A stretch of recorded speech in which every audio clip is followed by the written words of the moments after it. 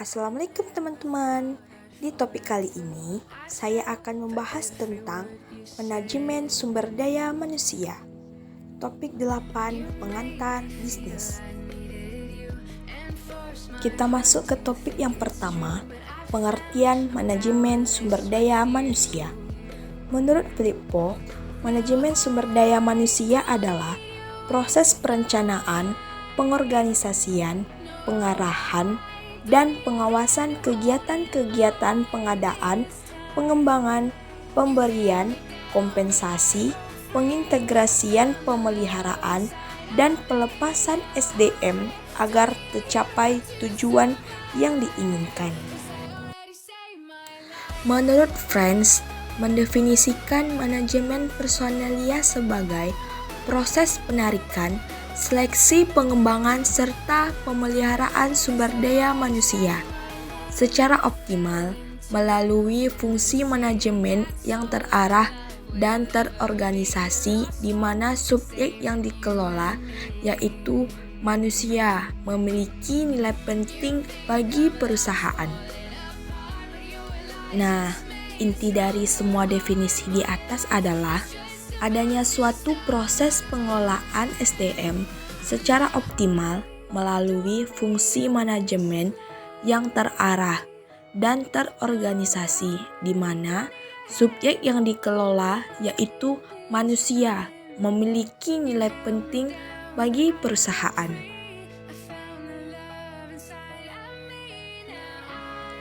Nah, kita masuki ke topik yang kedua, yaitu pengelolaan SDM bersifat menarik. Sumber daya manusia yang memiliki ciri khas yang unik, yaitu sifat manusia yang berbeda-beda satu sama lain, memiliki pola pikir dan bukan benda mati. Kekhususan inilah yang menyebabkan perlu adanya perhatian spesifik terhadap sumber daya ini. Mengelola manusia tidaklah semudah mengelola benda mati yang dapat diletakkan diatur sedemikian rupa sesuai kehendak manajer. Topik selanjutnya adalah ruang lingkup kegiatan pengelolaan SDM.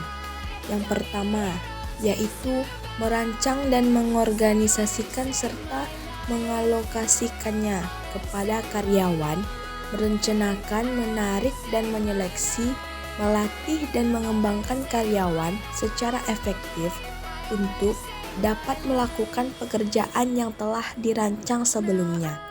Kedua, menciptakan kondisi dan lingkungan kerja yang dapat memuaskan berbagai kebutuhan karyawan melalui kesempatan pengembangan karir.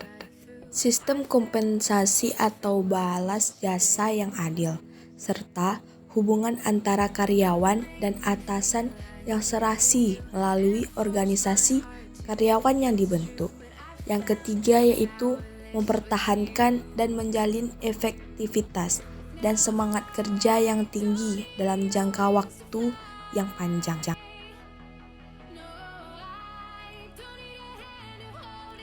Perencanaan, penarikan, dan seleksi sumber daya manusia.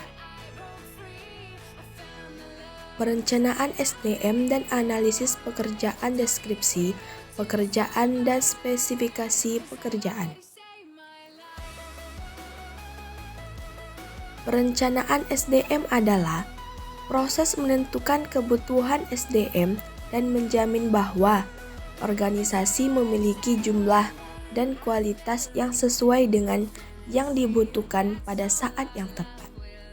Analisis pekerjaan yaitu proses penentuan tugas-tugas yang dapat dilakukan oleh seorang dengan kualifikasi pengetahuan dan keahlian.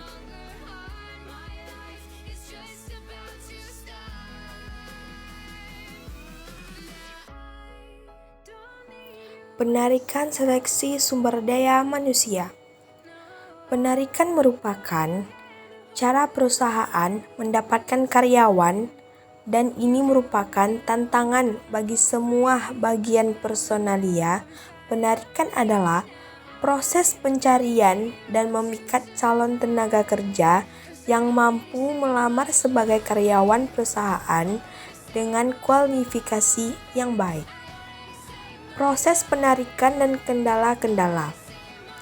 Proses ini dimulai dengan mencari pelamar dan diakhiri dengan penyerahan lamaran-lamaran dari calon karyawan. Pelaksanaan dari proses ini biasanya Departemen Personalia dengan nama tim Regulars. Tim ini kemudian membentuk jalur-jalur penarikan karyawan melalui beberapa cara pasif atau menunggu lamaran dan evaluasi. Seleksi sumber daya manusia. Proses seleksi disusun dengan memperhatikan persyaratan-persyaratan jabatan yang telah ditetapkan. Kemudian juga melakukan penelitian terhadap prestasi, keahlian, pengalaman, dan kepribadian yang paling memenuhi syarat untuk jabatan tersebut. Dan tingkat kesulitannya tergantung dari seberapa penting dan kritis jabatan yang akan diisi oleh pelamar. Pelatihan dan pengembangan SDM. Masa orientasi. Karyawan baru biasanya mendapatkan masa orientasi, yaitu masa pengenalan kondisi kerja dan lingkungan kerja. Orientasi ini dapat bersifat formal dengan 1 hari kerja membahas topik-topik perusahaan, atau bersifat informal melalui karyawan senior untuk mengajak karyawan baru berkeliling di lokasi kerja. Pelatihan sumber daya manusia merupakan suatu aktivitas untuk mendidik karyawan tentang bagaimana melaksanakan pekerjaan. Demi keberhasilan pelatihan, maka perlu dilakukan tahap-tahap seperti penilaian kebutuhan yang mendiagnosa masalah-masalah dan tantangan-tantangan lingkungan yang dihadapi organisasi. Organisasi merumuskan tujuan-tujuan program, isi program, dan prinsip-prinsip pembelajaran.